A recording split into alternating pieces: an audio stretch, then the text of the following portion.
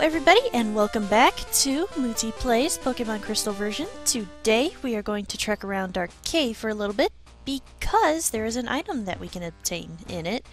And it's gonna take a little bit because it is pitch black. I can't see a frickin' thing. But there's an item there still. And as you can see here, we have run into a Zubat, which is a poison flying type, making it weak to rock, electric, ice, and psychic attacks. And something kinda interesting about this little bugger is that because the flying type cancels out the weakness to the poison's weakness to ground type attacks, for the longest time I did not realize that poison types were in fact weak to ground type moves. And that might come in handy for when you have trouble with certain poison type specialists that we're going to be encountering later on in the game. We are going to run into two, by the way. Not counting that one group that will wreak havoc occasionally. And I really, really love Zubat. It is one of my favorite Pokemon ever. Just so cute and adorable, and its final form evolves by love, and I love it so much! Alright, enough of the high-pitched squeakiness. That's probably gonna make your ears bleed. Now, if you're playing the remakes of this game, you're likely going to have an easier time navigating through this place because you can actually make out 2 feet in front of you, unlike in this game where you can make out 0 feet in front of you. You can just make out you and that item right there, which is a potion, by the way. And, yeah, that's just about it. And now that we are out of there, we shall continue on. Another potion! Yay! Alrighty. And, I recalled another reason why I prefer this game, this version of this game, over the remakes. Fuck Voltorb Flip, okay? I hate that game. I know it's probably good. I know why they changed it to Voltorb Flip. It's just the payout for that game is much, much too low considering the cost of the prizes that you can get. And so it ends up taking about an hour after rounds and rounds upon luck-based guessing to even get the amount of coins you would need to get the things, because the things cost 10,000 coins, and you get, what, 20 per game? Maybe 100 if you're lucky.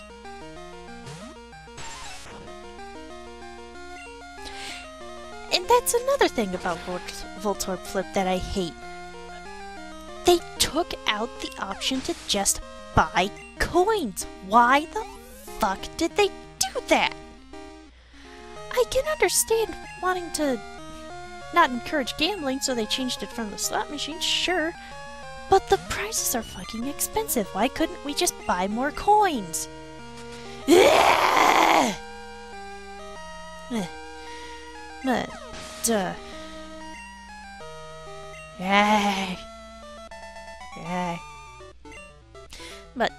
enough about that. Something useful to note about this bug catcher right there. He is one of the trainers that has a phone number that you can register, And if you register his phone number, there you will get a chance of him calling and saying that he has a berry for you that he wants to give you, free of charge. Yes, completely and totally free of charge. Now, about the reason I caught that Bellsprout. See, there's a trainer in this city that wants a Bellsprout for a certain thing that will be quite useful for the flying gym. The flying gym coming up. So, after some off-screen grinding to get the Bellsprout to the level that I wanted to get it at,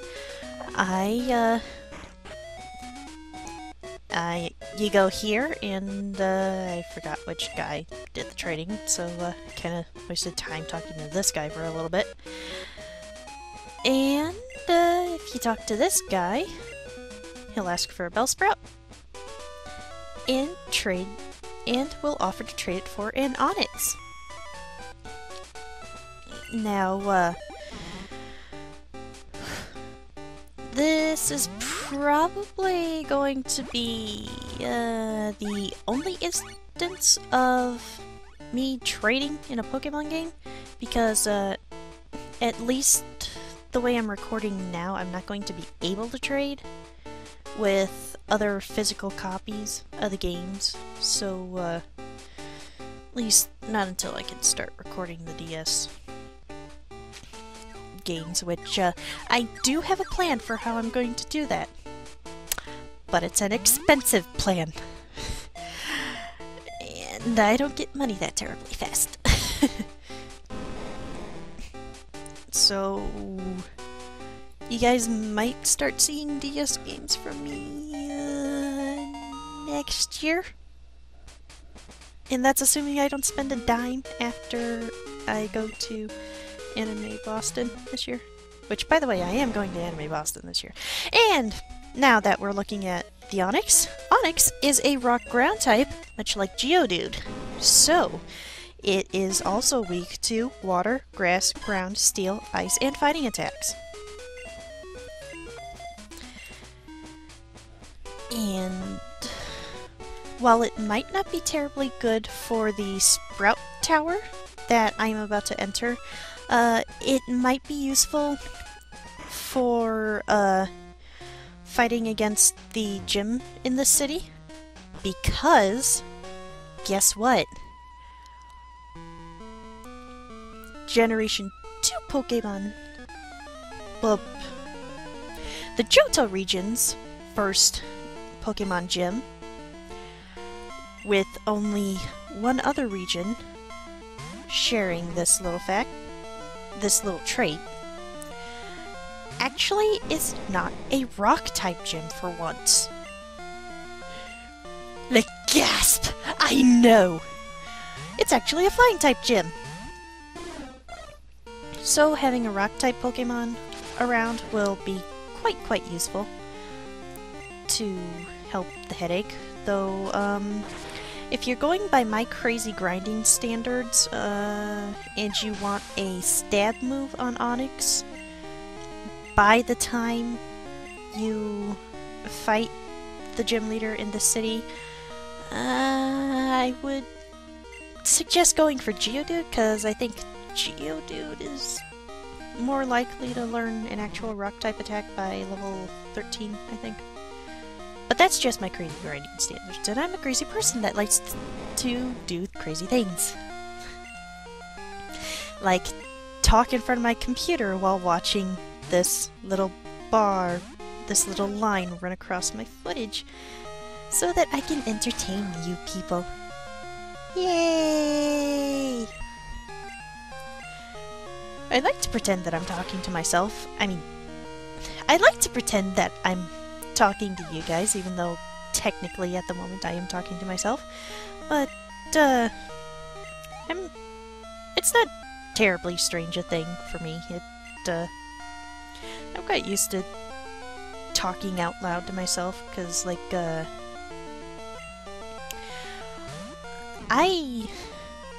I really like stories, and I like coming up with stories as well. And when I was younger, one thing I would do when I got bored and my mind wandered would be to start pretending to be myself. Not myself. Start pretending to be one of my characters while in my room, and just I would have conversations with myself as the characters, and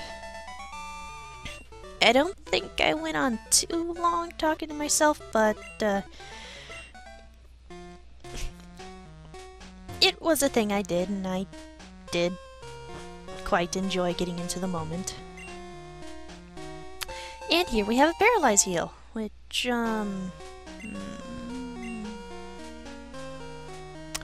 not quite sure how immediately useful it is, but,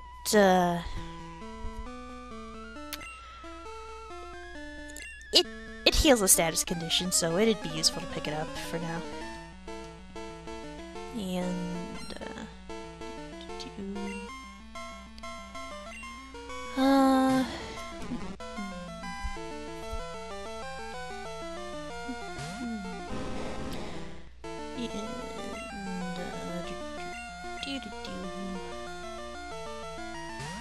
boy, these battles are... I'm sorry that these battles are taking forever. I'm just crazy and wanting to get the Onyx up to... wanting to level up the Onyx Rocky so that it'll get to the levels that I want. And pretty much every trainer in this tower uses a Bellsprout because it's Sprout Tower. The legend was that long ago a Bellsprout grew to be about 3 stories tall, and when it died, its body became the central pillar for Sprout Tower. Oh, which, by the way, concerning the day and night feature. Now, I only explore this place during the day, but if you're a bit more patient than I was in the recording, you might find it useful to explore this place at night, because at night you will be able to catch a Ghastly. Now, since I'm not encountering it, I'm not going to go over its types and weaknesses just yet, but there is a trainer that you're going to have to fight that will have a Ghastly, so I'll go over its typings and weaknesses then.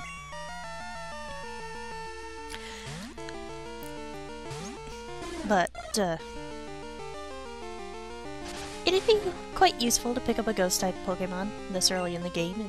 It's certainly good for fighting Psychic types, which you're gonna need, because Ghost is super effective against,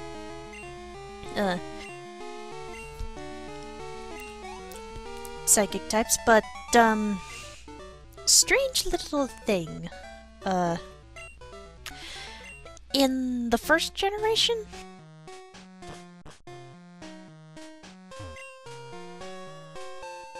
the only Pokemon that was a Ghost type and therefore could learn moves that were super effective against Psychic types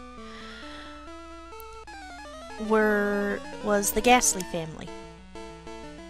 And throughout all of its family, it's part Poison type,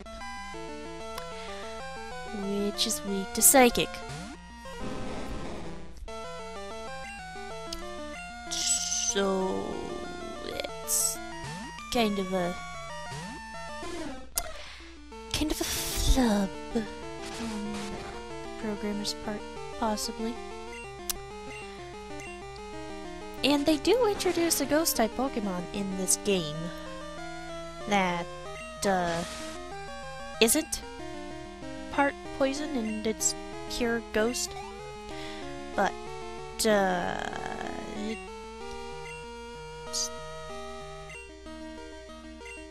you can't catch it till, like, after the credits. Which, by the way, F you, people who decided to put the brand new Pokemon back in the post-credits area. F you, F you, F you. But, I do have that. I have properly planned for not being able to catch those Pokemon till after the Elite Four. But, let's see, what are you doing? What's going on, my past self? What is going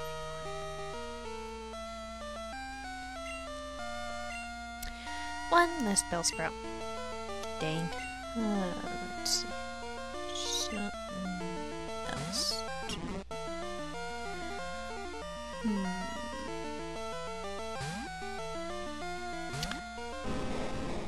Oh, I want to do that so much, but I want to hold that off till later. Oh my gosh.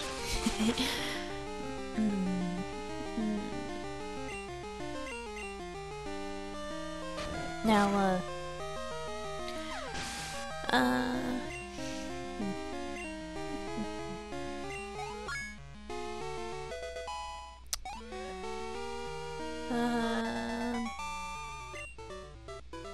yay! Defeated that sage! Let's see. What is... Gonna switch around some Pokemon. Or was I healing? I was healing. And this is the final floor. Just 3 more Mook Sages, and I believe one of them got switched around in the layout. I think maybe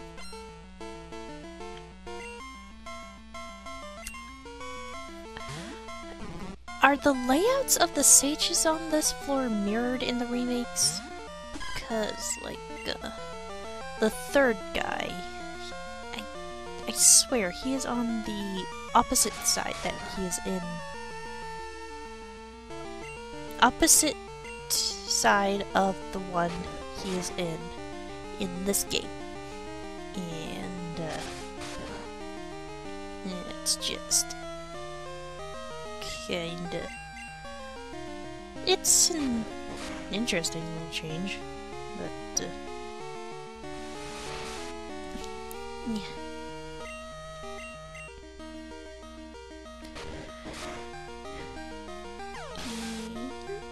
And that Bellsprout is down. Oh, by the way, nobody guessed the nicknames of my Pokemon when I did the Sapphire LP, so nobody got to, try to, well, guess the references behind the nicknames. So nobody got to name, the Pokemon in this LP. But, I will extend that offer once again, that, once I've captured my final Pokemon for my team, which is not gonna be till, like, in between the 7th and 8th gyms, so it's gonna be a while till I have my team fully assembled. But, if you can guess the references behind the nicknames of the Pokemon that I am keeping forever and evers throughout this LP, then, I'll let you nickname my starter the next time I do a Pokemon LP. And, just to clarify, out of my current party, only Littlefoot right here is a Pokemon that I'm going to keep forever and evers. But, with that, I am running out of footage to comment over, so I will see you guys next time on Mutti Plays Pokemon Crystal version. See you guys then!